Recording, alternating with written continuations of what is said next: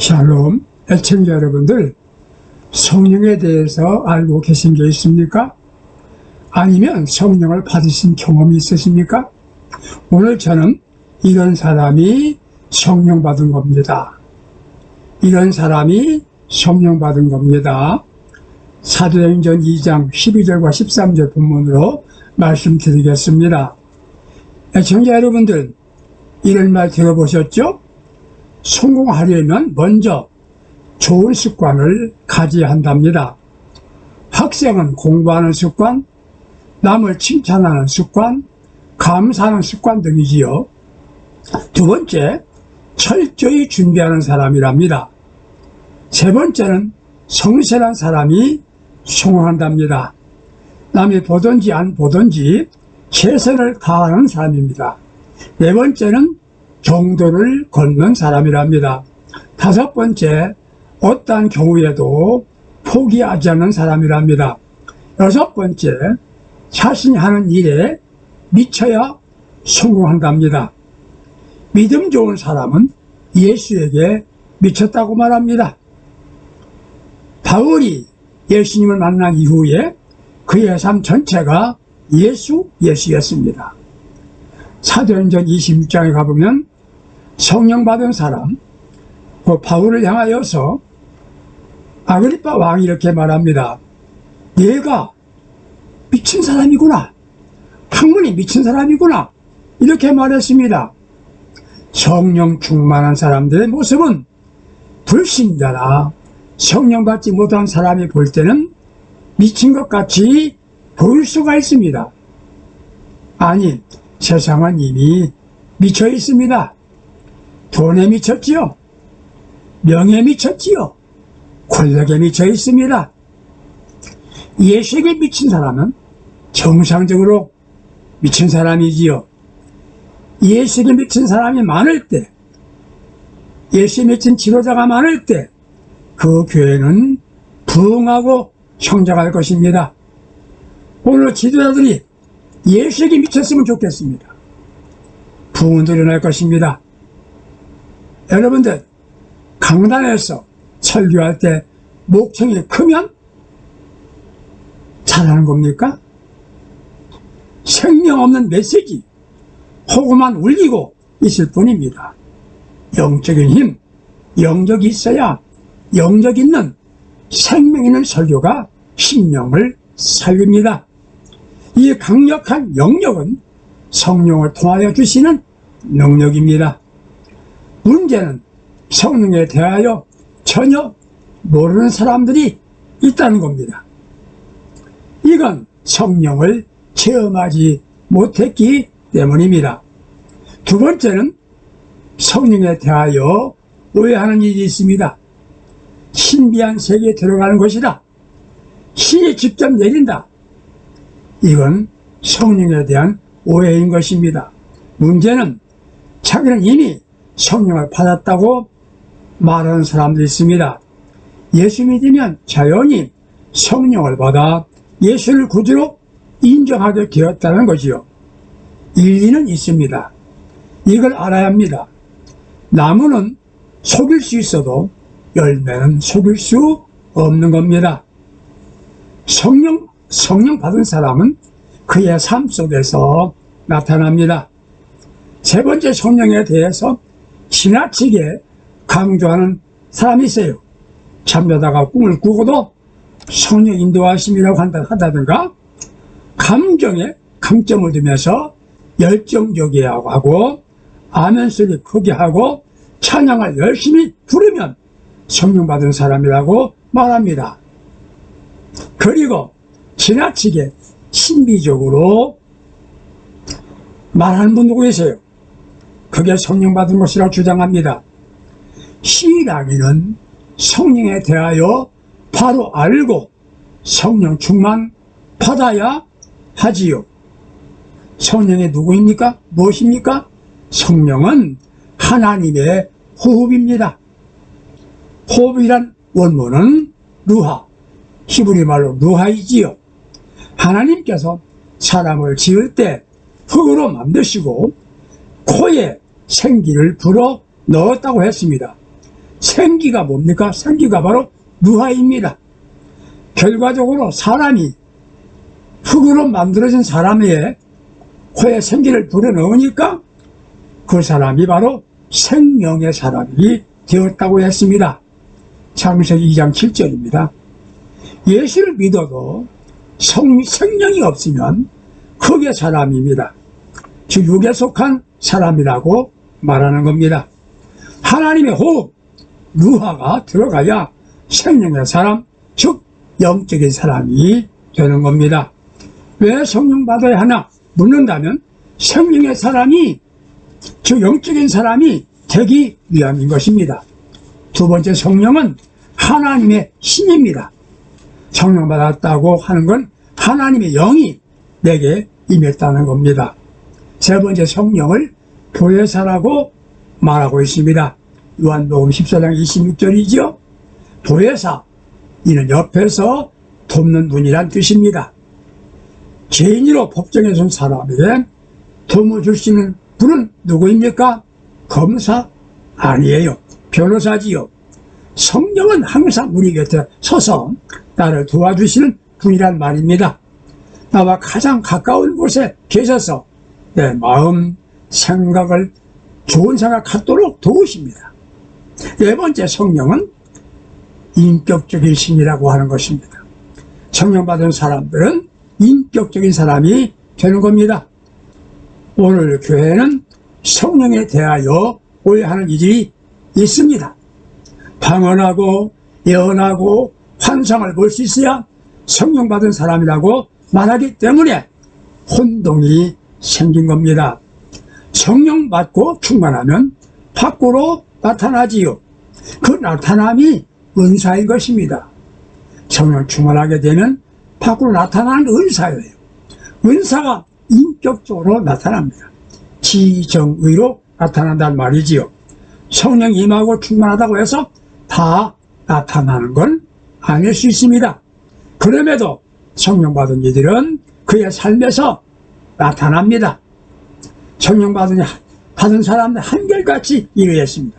그 첫째는 마음속에 기쁨으로 충만하여 기쁘게 살고 있는 겁니다. 사도행전 8장 8절 보게 되면 빌립이 사마리아의 성에 가서 복음을 전할 때 성령 충만한 역사가 있었습니다. 그때 그 성이 기쁨에 충만하였다고 말합니다. 웃음이 있는 삶, 그게 연속이 된다는 것이지요. 그게 바로 행복한 삶이 되는 것입니다. 말세 성도들에게 성령 주심은 행복하게 살아가라고 주시는 겁니다. 행복은 뭡니까? 기쁨이지요. 사람이 한번 큰 소리로 웃으면 면역을 관여하는 임파고들이 자극하여서 감마, 인터페론이 체내에서 200배가 증가해서 면역력을 높여주고 몸에 호흡기와 소화기 있는 면역 글로벌 A도 증가하여 질환을 예방하여 주는 효과가 있답니다. 웃으면 모르핀보다 200배나 강한 엔돌핀이 증가하여 통증과 근심, 걱정도 감소시키고 심장까지 좋게 한답니다. 신앙인들이 웃으면서 살게 만들어준 게 뭡니까? 바로 성령이십니다. 현재인들은 웃습니다. 그런데 기쁨이 없습니다. 왜요? 절대적인 기쁨이 없기 때문이지요. 우리는 절대적인 기쁨이 있습니다. 기쁨은 무엇 때문에 기뻐합니까? 내가 구원받았습니다. 나는 죽어도 다시 삽니다. 지금도 우리 주님은 나와 함께 하십니다. 성령 받은 이들이 모든 것 주께 완전히 맡기게 됩니다. 그러면서 미래에 대해서 완전 보장을 받고 살아가는 겁니다. 이게 절대적인 기쁨이 되는 겁니다. 그렇기에 아무것도 두렵지 않습니다. 기쁨만 있지요. 사도행전 16장 19절에서 34절을 보게 되면 바울과 실라가 복음을 전하다가 감옥에 갇힙니다. 착고에 묶여 있습니다. 그런데 그들은 찬송하고 기쁨으로 기도합니다. 고민이 없습니다. 걱정하지 않습니다. 기쁨으로 찬송하고 기도할 때 간수장이 놀란 겁니다. 이게 성령 받은 사람의 모습입니다. 그렇기 때문에 성령 받으면 행복한 겁니다. 성령 받은 사람은 두 번째, 강하고 담대합니다. 초대교회 신앙인들이 성령 받았습니다. 그들의 모습을 설명할 방법이 없습니다. 그대로 조롱하는 의미로 뭐라고 말했습니까? 저 사람들 세술에 취한 사람들이야. 사도행전 2장 13절이지요. 세술에 취한 사람들을 말했어요. 혹시 술 많이 다 드시고 취해본 일 있으십니까? 술 취하면 무서운 것이 없습니다. 술 취하면 말도 잘합니다. 평소에 말이 없던 이도 술 취하면 할 말을 다 하게 됩니다. 조용하던 이가 술 취하면 할 말 다 해요. 요즘 교회가 침체되고 있다고 하죠. 왜 그럴까요? 중요한 건 전도하지 않기 때문입니다. 왜 전도하지 못하나요? 두려워서 못합니다. 자신 의무적으로 가까운 사람에게 전도하면 그래 나 예수 믿으려 했는데 이렇게 말한 사람 있습니까? 0.1%도 안 됩니다. 거절하죠. 거절당했을 때 속된 말로 완전 쫀심 상하죠. 그런데 성령 받은 사람들은 거절해도 핍박해도 전도하지 않으면 견딜 수 없는 영원 사랑의 마음으로 뜨거운 마음으로 복음을 전하게 되었습니다. 사랑하는 청자 여러분들, 성령 받으셨습니까? 제가 묻는 것은 평안하느냐? 묻지 않았습니다. 부끄러움 없이 복음을 전할 수 있습니까? 이걸 묻는 것입니다. 변명하기를 요즘은 예전같이 예수 믿으라고 하는 건 아니야. 그럽니다. 성경 어디에 그런 말이 있습니까? 믿음이 없어서가 아니라 용기가 없습니다. 나는 예수 믿는 사람입니다. 말 못하죠. 성령 받은 사람들은 불신자를 만나면 예수 믿어야 합니다라고 전도했습니다. 사도행전 4장 12절 당시 종교 지도자들이 초대교회 신자들을 보면서 그대로 되면 안 되겠다 생각하고 전도하지 말라고 위협합니다. 그때 성령 받은 이들은 큰 소리로 하나님 앞에서 살고 있는 우리는 당신들의 말 듣는 것과 하나님의 말씀 듣는 것 무엇이 옳은가 판단해 보세요. 사도행전 4장 17절 이하에 이렇게 말합니다. 그러면서 열정적으로 전도했습니다. 전도 내용은 우리가 들은 것을 그대로 전하는 겁니다. 성령이 임한 사람들에게는 세상의 권세에 밀리지 않았습니다. 용기 있는 사람은 먼저 목적이 분명했습니다. 그게 뭡니까? 오직 하나님의 영광을 위하여 아버지 영광 위에 살기 때문에 뒤로 물러서지 않았습니다. 또 한 가지 두 번째는 주님을 사랑할 마음이 뜨거웠기 때문에 용기가 있었습니다. 사랑은 용기를 주죠. 세 번째는 자신의 삶이 진실하면 담대해집니다. 용기가 있어지게 되는 것이에요. 요즘 사람들 보세요. 거짓으로 무엇을 해보겠다고 온갖 수단 방법을 가리지 않습니다. 오늘의 시대를 상실의 시대라고 말합니다. 뭘 상실했습니까? 자아 상실입니다. 가치관을 상실했습니다. 그러나 우리는 성령 받고 가치관, 특히 용기를 가져야 합니다. 용기를 회복해야 합니다.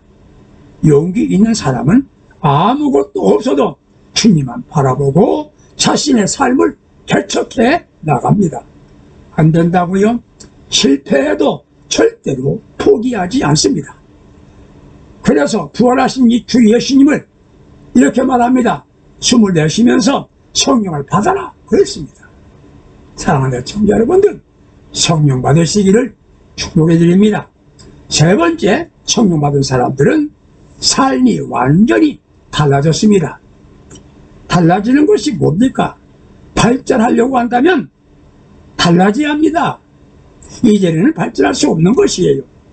현대 정치, 사회, 교회에 대한 기대는 좀 더 달라져 보세요.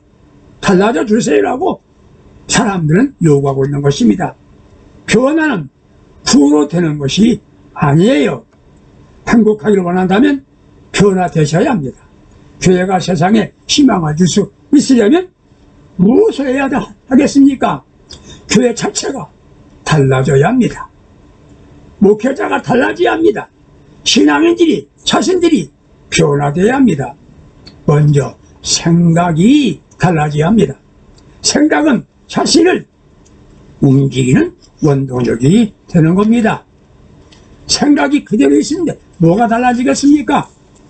아무리 좋은 음식도 먹기 전에 이 음식은 내 몸에 유익이 없다 이런 생각을 하면 입으로 먹지 않습니다. 사람은 생각대로 움직이지 않습니까?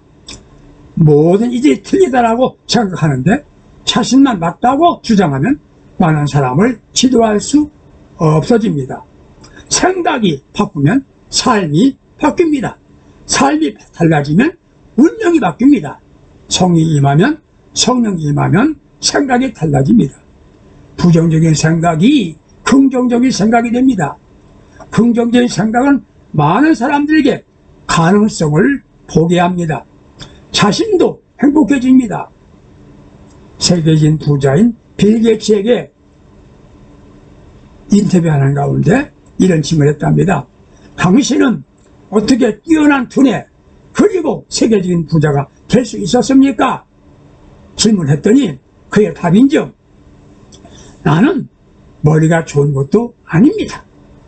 저는 변화하고자 하는 마음으로 생각하고 옮기고 생각을 행동으로 옮기는데 노력했을 뿐입니다.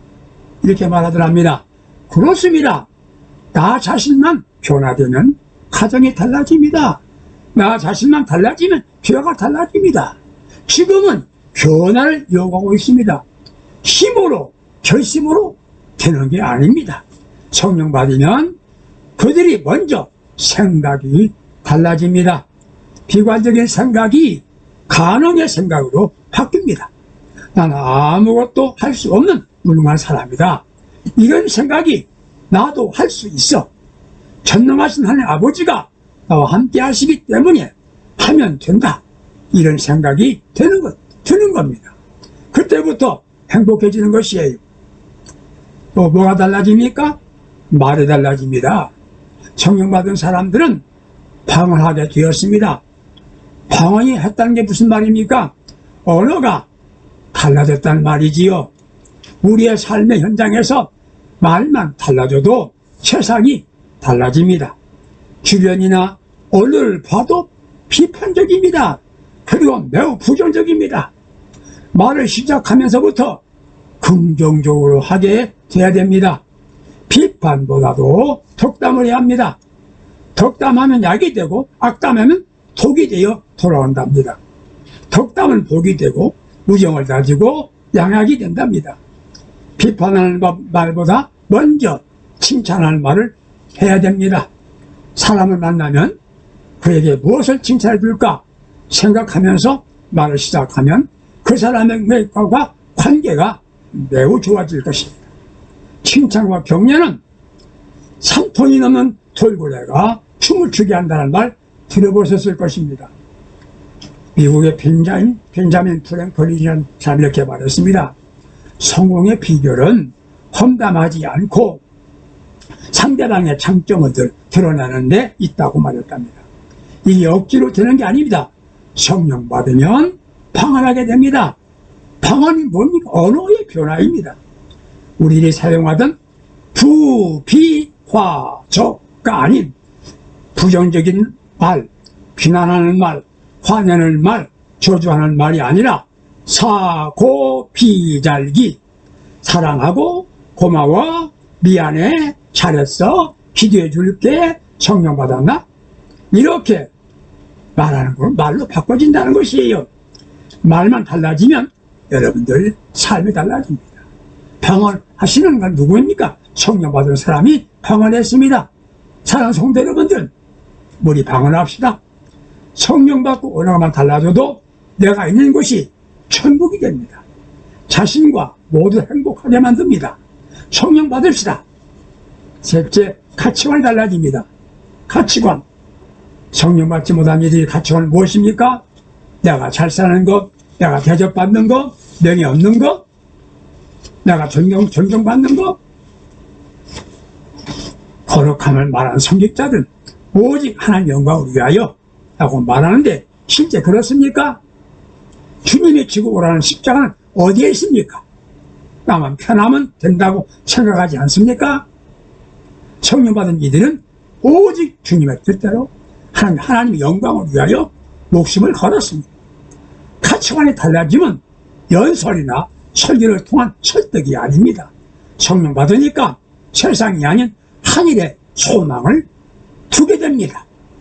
고난과 시련, 핍박, 죽음도 두려워하지 않고 복음 전함의 최고의 가치로 알게 된 것입니다.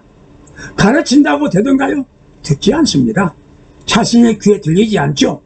세미나 수없이 해봐도 달라지는 건 없습니다. 안 듣습니다. 실천하지 않습니다. 목숨을 걸어라 해봅니다. 자신과 관계없다고 생각합니다. 힘으로 안 됩니다. 능으로 안 된답니다. 그러나 오직 성령으로 됩니다. 성령 충만 받아야 합니다. 성령 받으면 모든 게 달라집니다. 약한 자는 강해집니다. 무능한 사람이 능력의 사람이 됩니다. 무능하여 하는 일마다 실패하고 주변 사람들에게 버림받았습니까? 방법은 하나입니다. 성령 받아야 합니다. 그러면 교회가 부흥이 안 됩니까? 안 된다고요? 한국교회가 무너지기 시작한다고요? 자신만 성령 받으면 혈망이 희망으로 바뀌어집니다. 성령은 말세 성도들에게 주신다고 약속하신 주님의 약속입니다. 무능하여 울지 말고 성령 받고 웃으며 삽시다. 어떻게 성령 받습니까? 먼저 성령 주신 약속을 믿고 기대하세요. 나도 성령 받아야 한다. 성령 받을 수 있다. 아니, 성령 받는다. 확신을 가져야 합니다. 두 번째, 성령 받기를 사모하세요. 아무리 좋은 값비싼 자동차도 한 가지 없으면 움직이지 못합니다. 뭔가요? 에너지, 기름이지요. 내가 학문, 지성, 속성을 가졌다고요? 그런데 왜 무능합니까? 집사님은 환자를 위해 기도하면 불체병도 고치는데 목사님은 왜 못 고칩니까? 성령 받지 못한 증거지요. 세 번째, 회개하고 강청기도 하세요. 그때 성령 받게 되는 겁니다. 열심히 믿습니까? 믿음의 증거가 무엇입니까? 삶입니다. 삶이 달라져야 됩니다. 생활이 달라져야 됩니다. 오직 성령으로 되는 겁니다. 주님의 약속하신 성령을 받고 주님이 주신 사명을 완수하고 승리하면서 살아가는 행복한 신앙인 우리 모두가 될 수 있기를 예수님의 이름으로 축복합니다. 성령 충만 받으십시다. 감사합니다.